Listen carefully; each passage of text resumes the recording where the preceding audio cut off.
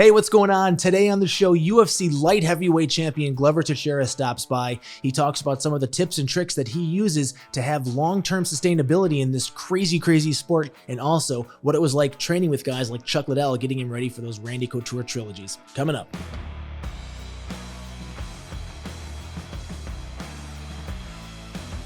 Thanks for taking the time. I know you're super freaking busy, especially now that you got the strap. You're getting called in a million different directions to talk and do interviews, and everybody wants a piece of Glover Teixeira.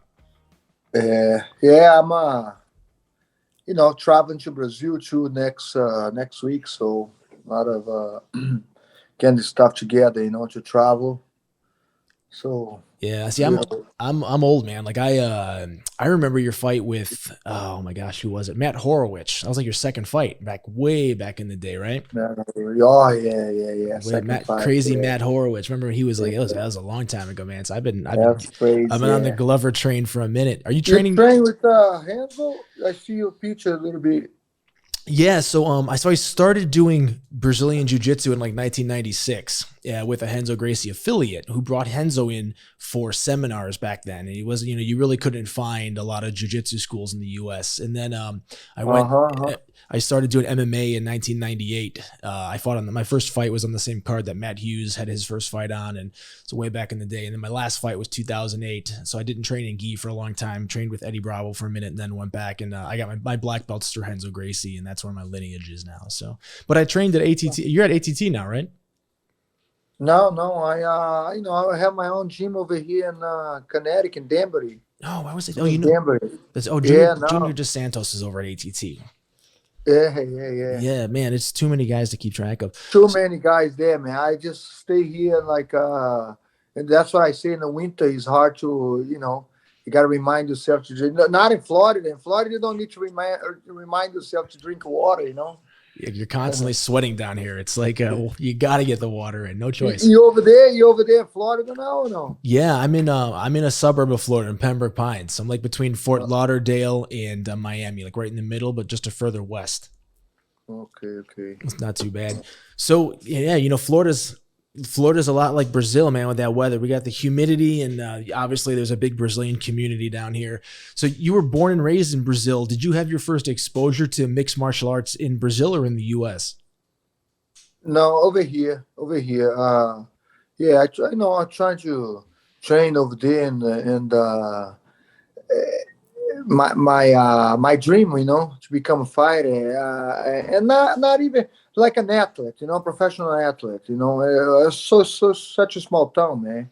Then we moving here. That's when I start right here in Denver, So, one of the things that I've experienced is that people in the US, they kind of look at fighting as it's something fun to get into and they try it out. But in Brazil, because of the economic structure down there, like it's a way to feed your family. I mean, it's a route out of the favelas and some of the more repressed economies down there. Did you started wrestling and then you got into striking, right? I start over here. I start I watch Royce Grace tape, that's from 93, but it was like 2001. And that's when I'm like, I fell in love with the sport. So I wanted to do UFC, I never really come from a background or anything. I'm just like, when I watched that tape, I wanted to do jiu-jitsu, but I wanted to do jiu-jitsu for UFC already. So I was already looking for wrestling, over here, and and boxing. Already trained with boxing, wrestling, to end up in a good hands with things bad coming for right. Like when I fought Eric Schurz, I lost my first fight there with Eric, and then it got me in the hands of John Hackman, Chuck Liddell there. So that's when I start develop my style right there. I mean, that's got to be one of the best, if not the best, training partners for a heavyweight, to be able to get in there and mix it up with Chuck Liddell. And people, I've trained with Chuck too, he's a friend, and people don't realize Chuck Liddell was actually a really good wrestler too. Like, he's known for striking, but he has really, really good wrestling. No, and it's funny because people say all the time like, it's weird you train with Chuck so many times, but like you have a different style. But like I say, yeah, because I can imagine both of us training takedown defense, like we it's like so I got better with my coming in takedown, takedowns because I have to work with Chuck. I have to help Chuck for his fight. Most of the fights he fights against wrestler. Well, I mean, all the fights that he fought, pretty much guys he was gonna, at least in his prime, was pretty much guys that was gonna take him down and trying to, ground and pound him. So I was helping him with that and help my style too. Were you training with Chuck when he was fighting Randy Couture during one of those 3 bouts? hmm I was in all the prime, man. Like Cheeto Ortiz 2 fights, Randy all the 3 fights. Yeah, I was there. Jeremy Horn, like I mean the rematch, of course. So So so what made you decide to leave the tutelage of John Hackelman and start going elsewhere to train? no, I went to Brazil. I had to go to Brazil. I had to go to Brazil because I I have a visa situation. So I had a visa situation. So I had to go to Brazil to figure that out. So that's when I met Pedro Rizzo, become a great friend of mine, to Marco Ruas. I met Marco here in one of the exposure in LA, like it's LA fitness, something like that. But it was like like they have in Las Vegas, the big fight week, you know, Yeah. The the UFC they have Expo. Expo, Yeah. LA Expo, MMA, LA MMA Expo, yeah, something like that. So I met Marco there a long time ago, and I met Pedro Brazil. Man. Then after that I went back. John is still in my corner, but Mhm. then I settled in. I went to Florida, trained in Florida a little bit. And then I put my gym over here. I say, I want to settle, man. I want to stay here.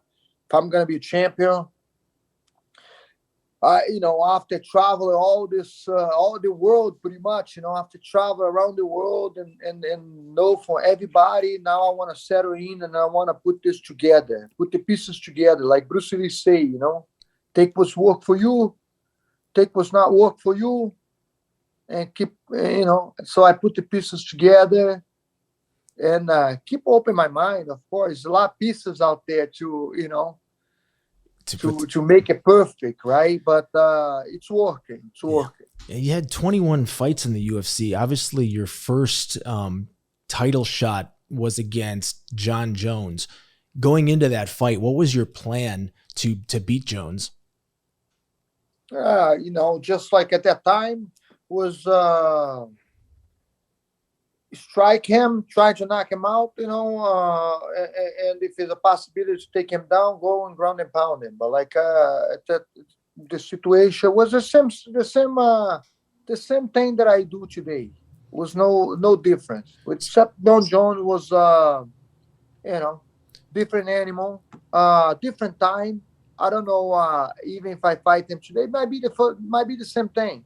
If it was this, who knows? We only find out if you do it again, right? But it was a different time, and it was the same strategy: beat him, grind him. But John Jones got the best of me right in the beginning of the rounds. He popped my shoulder with a good movement, and after that, man, all went downhill. Yeah, well, John Jones has that effect on just about everybody, man. So Yeah. when you train to fight a guy, some guys will look at a lot of tape and try to adjust a strategy based on their opponent. Do you look more at tape and try to figure out a strategy, or do you just always go in looking for kind of the same, I want to knock you out, or if I have to take you down? Depends, man. I'm not worried about it. Not worried about it too much. My coach do all the tape and stuff. I watch fight once in a while. If I'm bored at home, just hanging out, then I say I'm gonna watch. I'm gonna do some homework because for me it's work. I rather like pet my cats and look at the birds outside, look at the snow, read some books and enjoy life. Then it's time to work. It's time to work, right? That's training for me, and that's fighting for me. But I'm fighting, and sometimes I come home and I say, "Hey, let me do some homework over here." So I put things on the side and I watch a fight. I watch a fight or two. But this has become recently because before I never really watched tapes. So, how does it feel being finally 21 fights in, 42 years old, Glover Teixeira, UFC champion? How does that belt feel around your waist? Yeah, feels pretty good, man. Feels like an accomplishment, like a great accomplishment. Me and my wife here, she's here right here. We put it so much work towards this, so much effort. My whole life to it, and was one of the things that like I put myself in a situation before the belt, right? If it doesn't happen, it doesn't go in a waste, my career was not going to go waste if it I didn't come the champion, and myself I still feel like that's how you feel, and that's I felt like that before the fight. Hey man, what I did, what I am, it's different, it's different than like just the belt. Right now the belt is accomplishment to something bigger, to something to close up, something that you can say forever, right? Hey, I'm a champion of the world. 50 years old from now I say, hey, I was UFC champion in 2001 2021, Yeah, for so sure. Did have you ever had any thoughts of doing things like guys like GSP or Khabib Nurmagomedov? They win the belt, they defend it a couple times, and then they retire as the champion. Is that something that you think? I mean, you're 42 years old. Obviously, you can't fight for 20 more years. Do you think that you're going to have a certain number of bouts coming up, and then you're going to decide to hang up the gloves, or is that not a decision you make until you like listen to your body and see how you react? yeah, no, I don't care. I'm not comparing to anybody, anything. I'm just gonna, I love this. I love to go in there and train with these young guys. I really do, man. I really like to spar, like to grapple, and like now I'm getting paid for. I like to grapple. I like when I feel good grap. I feel good, and the scramble and the sparring. Camp is a little bit different because camp is, it's tough. Camp get there, but that's job. We all have like tough. You gotta go. You gotta go out get it. It's camp. It's not having fun, right? You're not there. That's the difference. That's when you gotta click it. First thing, I love it. Always gonna do jujitsu. Always, right? Always gonna probably spar around, light spar with guys like guys like Potan. He hit the hardest, but he's a guy that you can spar. Anybody can spar with him, right? So we can just spar for fun.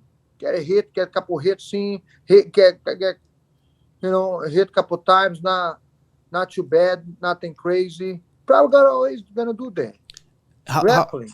when you fought John Jones for the title the first time, that was in I think April of 2014, and now recently, obviously, you just won the championship belt 7 years later.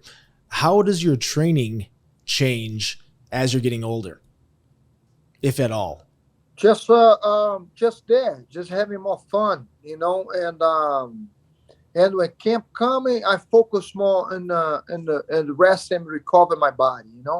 Having fun, train hard. Then you go. It's like I say, I was telling you, it's time to click, right?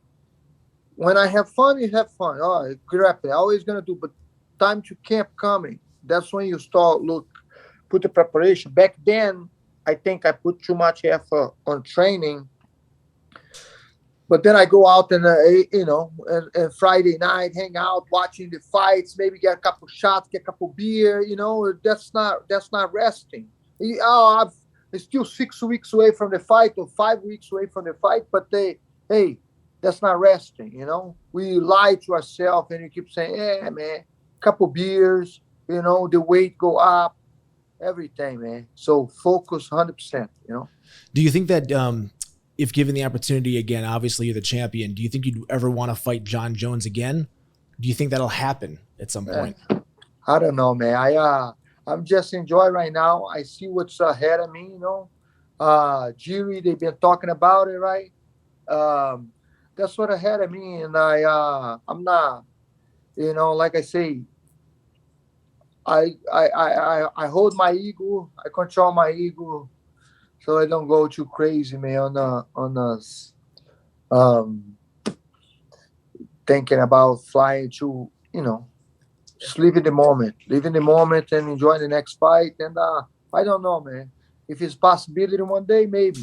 Who Have knows? they talked to you at all about who might be next up on the docket for you to fight? No, I've not talked yet, but like it seems gonna be Jiri Perskasha. That's his name. It's hard to pronunciate the last name, right? There's, Jiri, Jiri Prokasha. Yeah, I think it's gonna be him. I believe so. do you know when that would be? No, No dates yet. no, not nothing yet. What's in a perfect world? How many times a year would you fight? 2 times. Two's enough. Perfect word, 2 times right now. Yeah. If you ask me the special, like when I fought John Jones, I'll say 4. You know, Yeah. but right now, 2 times, man. One time, it's man. I'm not rushing, man. Just enjoying. What do you think has been the secret That's that that's allows? it. That's it. That's it. You're gonna. I think that's the secret for all of us, though. For all of us, because when we young, right? The world passing so fast, and you trying to keep up with it. You want this, you want that, and you gotta go. It's true. But like, just relax a little bit and observe it. Just want to relax and enjoy the what's going on in the moment. You can just go far. It doesn't. You still can fight if you have to. If you wanted to, 2, 4 times a year. Like, to be honest, I'm ready to fight because I have MRI in my shoulder because I kind of hurt a little bit in my last fight. But it's already. I mean, I feel 100%. We just take MRI just to just in case, see it, the doctor see. But like, ready to go again. But I just want to enjoy a little time off. A little, give a break to the body, give a break to the mind, so I can start in camp again.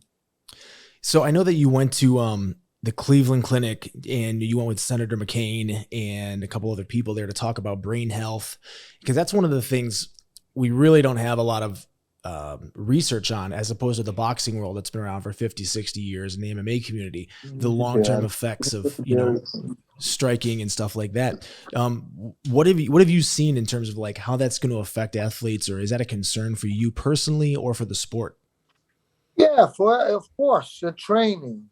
Training is the key. When you learn how to train. The fight is, man, it's a little bit out of control. The referees there, they have a very good referees.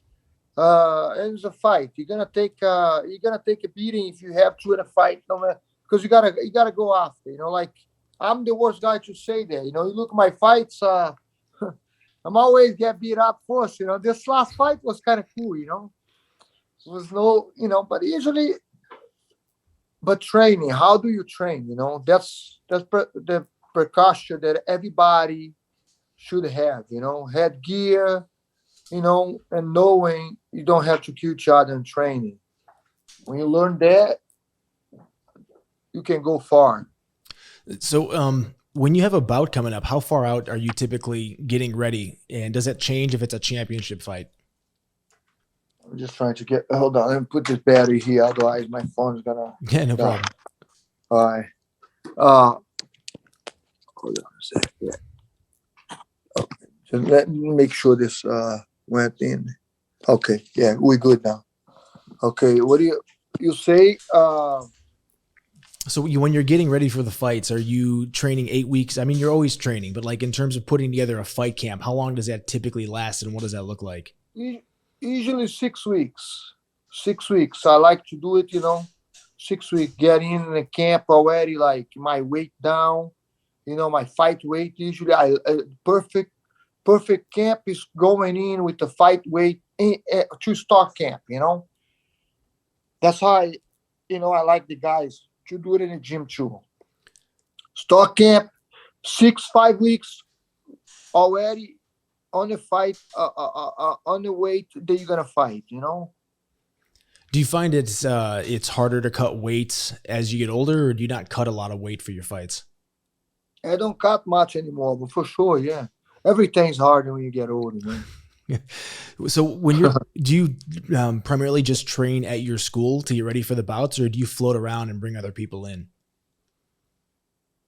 Now I when I was here in the beginning, I used to travel, bring the guys in to help me out. But now we have such a strong, great team going, so we're not travel anybody. But that's how I meet Alex Pereira, and a couple other guys. They come and they wanted to stay. We have a very good people there, you know, in the community after 20 years in the game. Yeah. Uh, like I say, contact is the thing. Communication, contact, knowing everybody, and then fly to me if I have to. Do you feel like having your own school and the commitment you have to being the instructor to your students versus being the fighter, that one takes away from the other? How do you find that balance? Um, just like gotta focus on like one thing at a time, right? Like when I come to camp, I'm focused 100% in my fight, 100% in my fight. Like whatever the time, 2, 3 months before, like for this title. Soon as they say this is where you're gonna fight, that's when and that's where, and boom, vision. Like of course I'm there, but I'm not there. I'm just there for fun. I don't have to be there. You know what I mean? So that's how I balance things.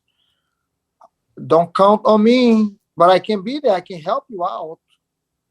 Doesn't mean I'm not gonna help you out, but I don't want to count on me. You know what I mean? Don't be like, hey, I go, because I'm focused 100% on my fight. That's how Yeah. I usually do, and they know that. So, now that you're the UFC champion, what was the biggest change that you've personally experienced since you left the cage with the belt? Repeat that question. Since you become the champion, what's some of the Yeah. biggest changes that you've seen, whether it's personally or from your career point of view? Man, just I don't know, man. I come back over here, more for sure, like activity, outside, people calling and stuff. But like I think this is what you kind of bring a little bit, the promotion that you put out there. Right now, we have the social media that is big, and when you put out there, then you got the chaos, and people like it. Some people like to do it. I'm more like very relaxed, calm, peace, enjoy peace, kind of guy. So I mean, for me, it's like it's been noisy, yeah, but I deal with the job the way I have to deal with it, you know. But it didn't change that much, man. My life's still the same, That's what I'm trying to say. I try to avoid the noise as much as I can. So you're on top of your game, obviously, and when you get to a certain level, where do you look to find the new techniques that you're going to work on or sharpen up certain areas of wrestling or jiu-jitsu? Do you bring in coaches, or do you just mostly focus on your conditioning at this point?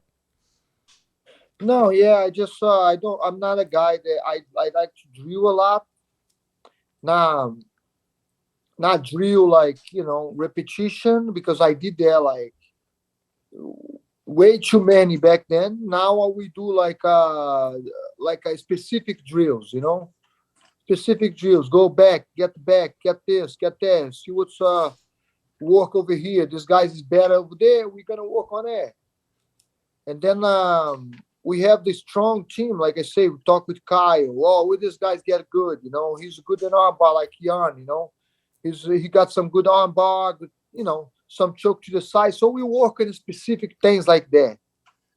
See what the guys are good at it, but overall, just train. I'm not worrying too much what the guy's gonna do. Really, I have that mentality from I think Mike Tyson or Castamaro say something about Mike Tyson. Don't worry about what the guy's gonna do. They have to wait about. They have to worry about you.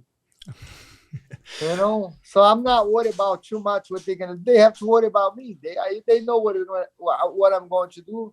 Yeah, Castamato and Tyson, those are the glory days. So when guys come into your gym now and they want to do MMA, or they're up and coming fighters that look up to you in the UFC, what advice would you give them so that they can be successful and have a long career in the sport? Learn how to train, right? It's not a fight every day. Your training is training. It's to get better. Teach. Teach is training. You helping. You don't be a bully just because you can. Don't be but you have a good training, good sparring. You go and you train. You good training partner. Find a good training partner. Find a good one, and leave the ego at home, because the ego is the biggest key of all the injuries. People get injuries every day on the thing, on the gym, because the ego. They don't want to lose training with this guy because the guy got me an arm, I should have tapped, man. Yeah. Just things like that. You got to train. Look at me, 42 years old. We train over here. I don't pulled out of a fight. I keep, I keep training, keep stay like this, hopefully, but know how to train, man. What's a typical training session look like for you? Are you doing 2 a days, 3 a days? Do you just listen to your body, or do you have a pretty set schedule? No, I just listen to the body, but I like to work out 2 times a day at least. For me now, in camp I only do one time a day in camp, on my camp. But right now it depends. I train light today. I can train. Maybe I grapple tonight. Because I just did a little run today. I teach the guys. I did like 30-minute running. Yeah, but maybe I grapple tonight.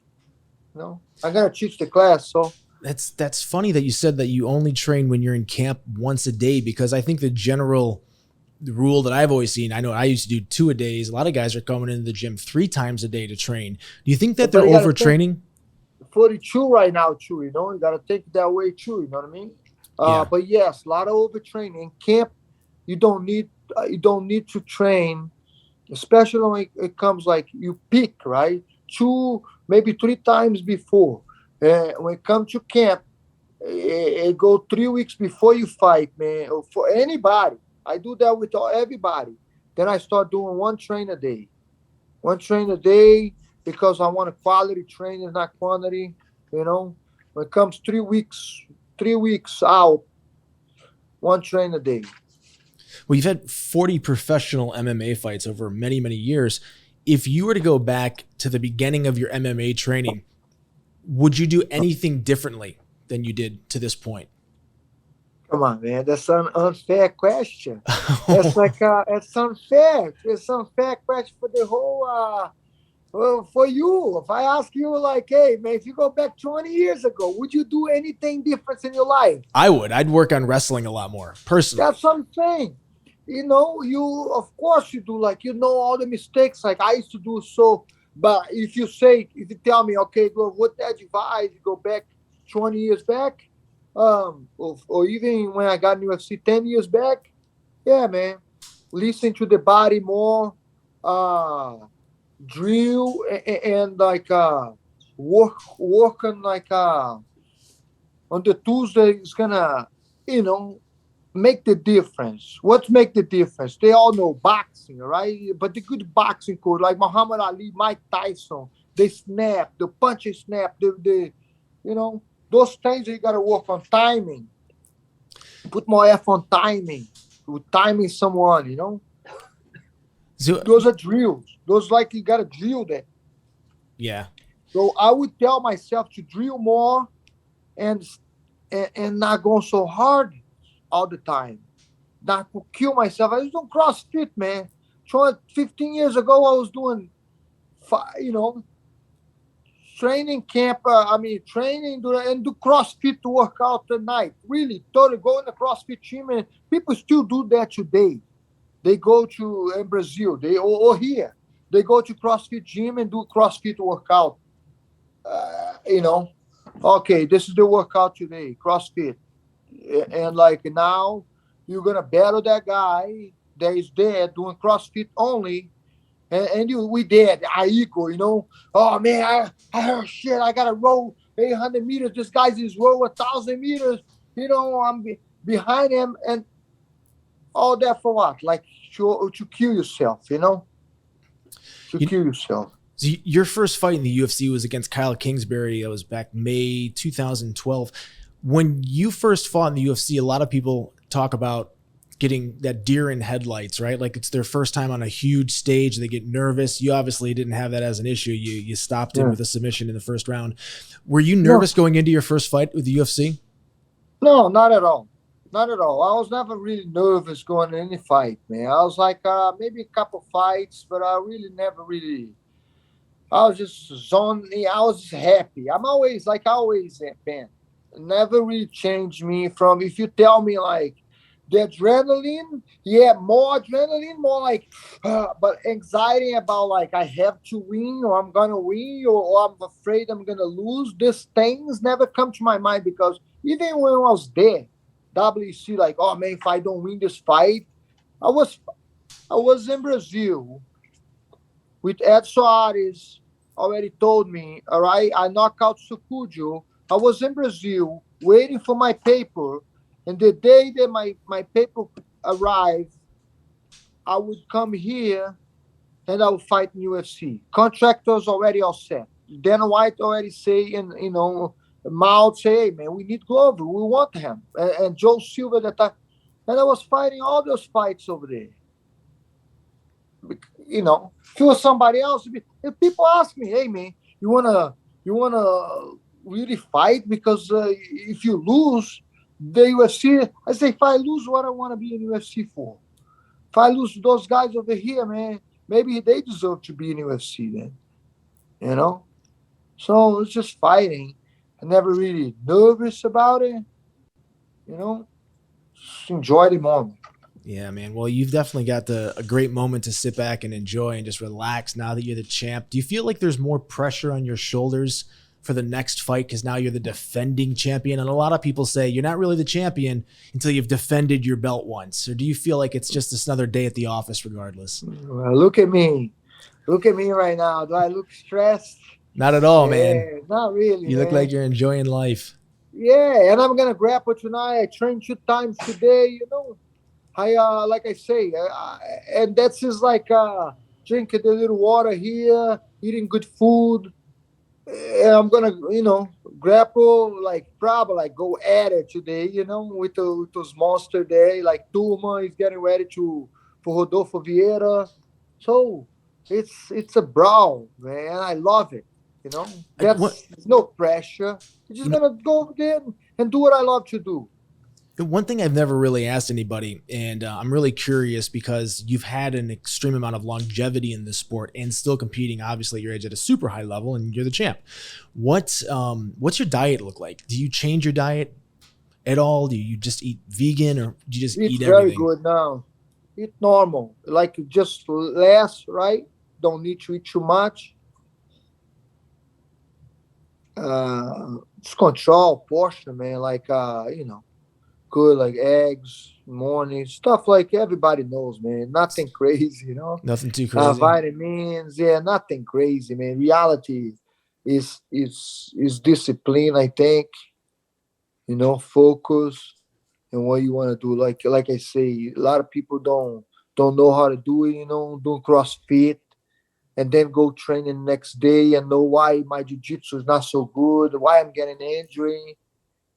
Then you go wrestle the next day. You know how hard it is, wrestling practice. Then you go tired the next day. That's how you get injured. People don't know. Yeah, you gotta listen. And reality is people, they lose sight of it when you start making people get into for something. You can never forget the roots where you come from. Right? People got in because they love it. I love wrestle. I love fighting. It was my blood. But then somebody else over here is changing. This guy start talking about now putting pressure on you. You're just a guy there.